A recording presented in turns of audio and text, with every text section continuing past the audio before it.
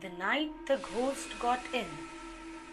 The ghost that got into our house on the night of November 17, 1915 raised such a hullabaloo of misunderstandings that I'm sorry I didn't just let it keep walking and go to bed. They began about a quarter past 1 o'clock in the morning. A rhythmic, quick cadence walking around the dining room table. My mother was asleep in one room upstairs. My brother Herman in another. Grandfather was in the attic in the old walnut bed. I had just stepped out of the bathtub and was busily rubbing myself with a towel when I heard the steps.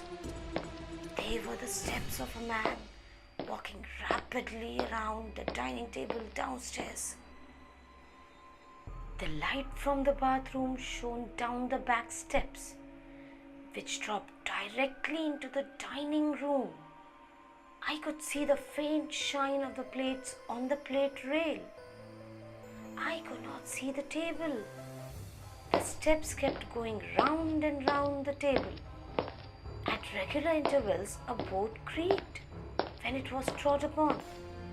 I supposed at first that it was my father or my brother Roy, who had gone to Indianapolis but were expected home at any time. I suspected next that it was a burglar. It did not enter my mind until later that it was a ghost. I tiptoed to Herman's room. Psst, I hissed in the dark, shaking him. He said in a low, hopeless tone of a despondent beagle. He always half suspected that something would get him in the night. I told him who I was. There's something downstairs. He got up and followed me to the head of the back staircase. We listened together. There was no sound. The steps had ceased. Herman looked at me in some alarm.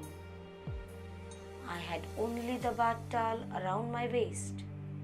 He wanted to go back to bed, but I gripped his arm. There's something down there.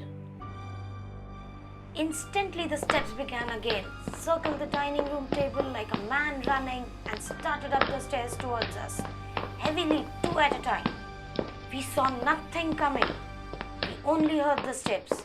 Herman rushed to his room and slammed the door. I slammed shut the door at the stairs top and held my knee against it. After a long minute, I slowly opened it again. There was nothing there. The slamming of the doors had aroused Mother. She peered out of her room. "What on earth are you boys doing?" Herman ventured out of his room. Nothing, he said gruffly. What was all that running around downstairs? So she had heard the steps too. We just looked at her. Burglars! I tried to calm her down by starting lightly downstairs. Come on, Herman, I said. I'll stay with Mother, he said.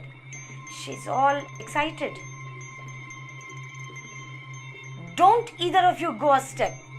We'll call the police. Since the phone was downstairs, I didn't see how we were going to call the police, nor did I want the police. But Mother made one of her quick, incomparable decisions.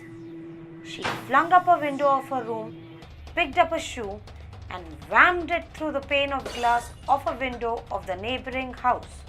Glass tinkled into the bedroom occupied by a retired engraver named Bodwell and his wife.